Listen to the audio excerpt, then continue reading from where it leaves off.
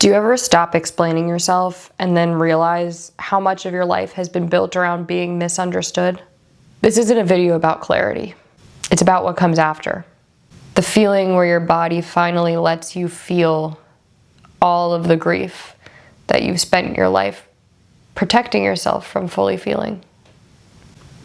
That only comes after reaching a point of clarity when you realize just how bad things were. I am navigating healing intergenerational trauma while living at home, and not just intergenerational trauma, but healing from a narcissistic family ecosystem where I was repeatedly and relentlessly denied of my reality, exiled from my own family, and cast as the problem for being a truth teller, for being clear-eyed ever since I was born, and having my responses to extreme emotional abuse and erasure and manipulation used against me to further justify more abuse. And I always felt the abuse in real time. It was always deeply, deeply traumatic for me. There's a lot coming up, and I'll get more into it as the video goes on, but I'm mid-process right now and mid-grief, and it's all just gonna come out how it's gonna come out. I really spent so much of my life questioning myself, and I think in questioning myself, it just fed the system. It kept me in the role, and it kept the cycles going, but it also kept me from seeing what was really happening and how bad it was, and feeling. Because I think in order to really feel the full truth, especially when it comes to trauma, you have to reach a certain level of embodiment and integration and consciousness to be able to metabolize all of it without shutting down or collapsing or whatever.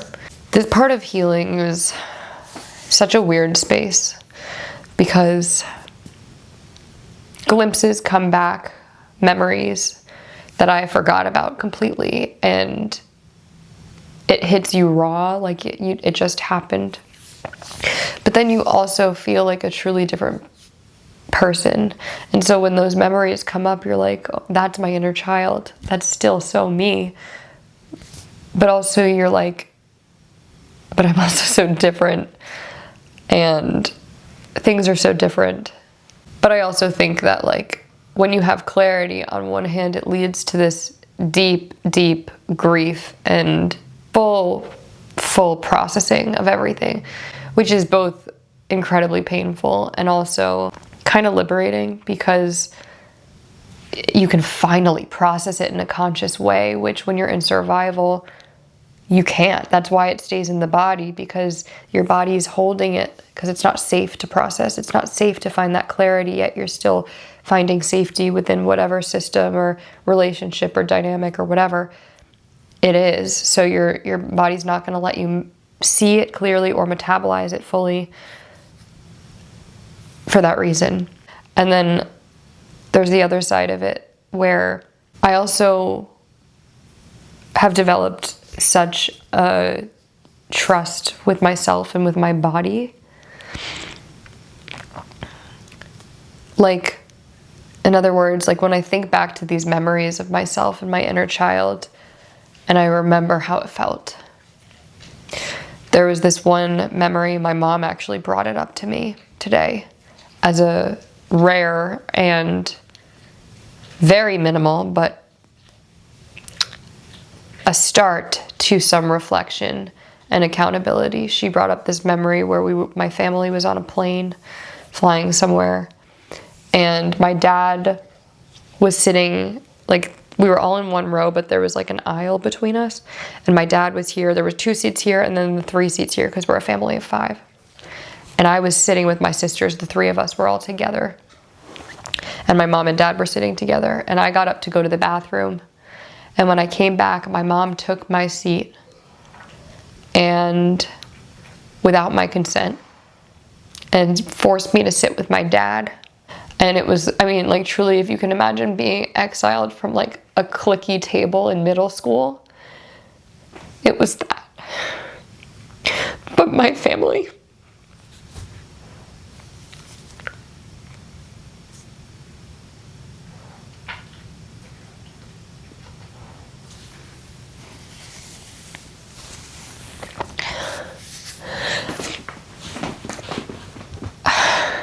and just remembering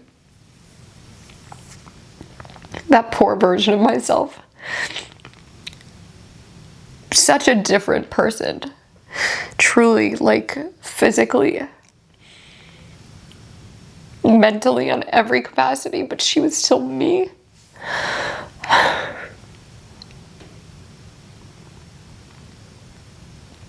And she was doing her best, given the circumstances, given the fact that she had no safe place and no one who truly accepted her.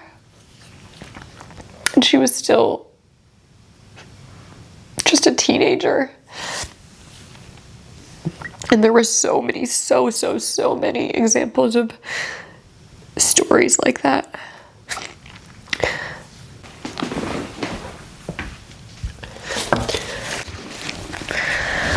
But anyway, that memory coming back up, it just like really, wow, like I forgot about that memory, and I forgot about that version of myself, and how incredibly hard that time was in general. That time with all of my friendships, all of my relationships, every single facet of my life was so fucked and so alone.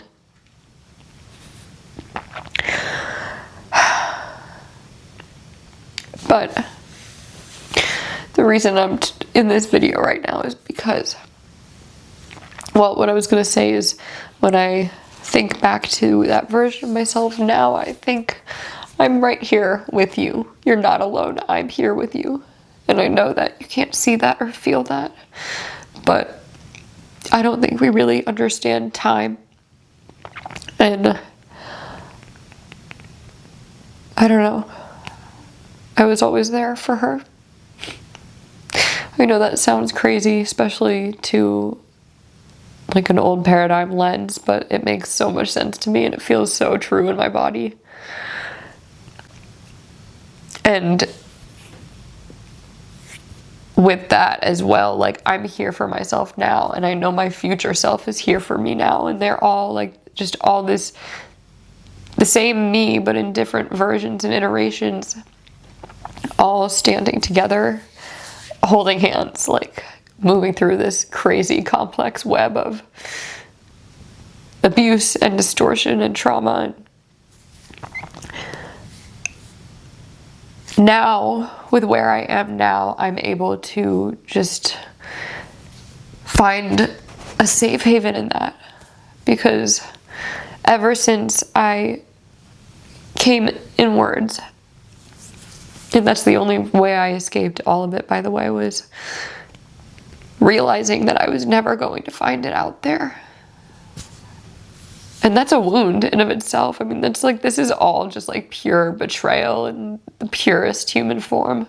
But I had to be that person for myself that I always needed. I had to be the parent for myself. I had to mother myself. I had to father myself. I had to even be my sisters, because they also were in this survival system. And it, when you're children and you're just trying to survive, you do what you need to do. And so they also were part of it. And I don't blame them, because, like I said, they were just kids too. And they had their own roles and their own abuse in their own ways that they went through with my parents. But if you are also going through something, or you're grieving something from your past, or something's happening again now, or something's new but it's triggering an old wound, or whatever it is, whatever you're moving through that's heavy, And if after having clarity around it or seeing things that you didn't see before, there's a quieter grief, something more persistent and all-encompassing, but clearer in kind of a sharp way, then I want you to know that you're not doing it wrong. It means you're finally with yourself. You're staying. You haven't left yourself. You haven't abandoned yourself. You've come home to yourself, and you're giving yourself the safety to be present through it and to process it. This is where I'm at right now, and I'm honored to share it with you in this space. I'm so incredibly honored for all of you here with me, and I mean that from the bottom of my heart. There's obviously a black hole where this grief is coming from, and I want to share more of it with you.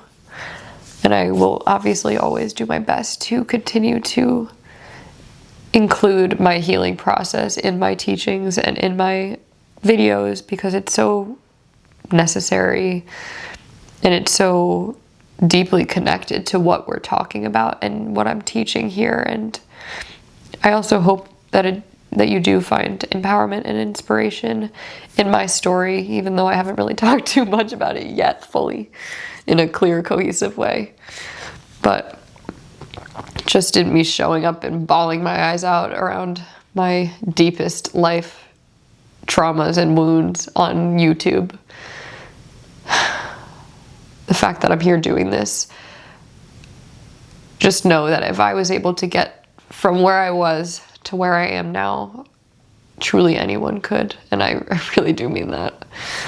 Hang in there, whatever you're going through, and come back to this video if you ever need a friend to help you feel a little less alone, because you're not alone.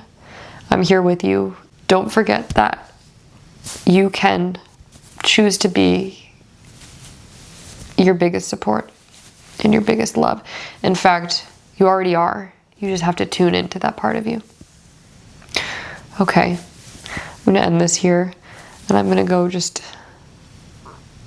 lay on my bed and breathe and get a good night's sleep and digest this energy. Thank you for being here. I'll talk to you soon.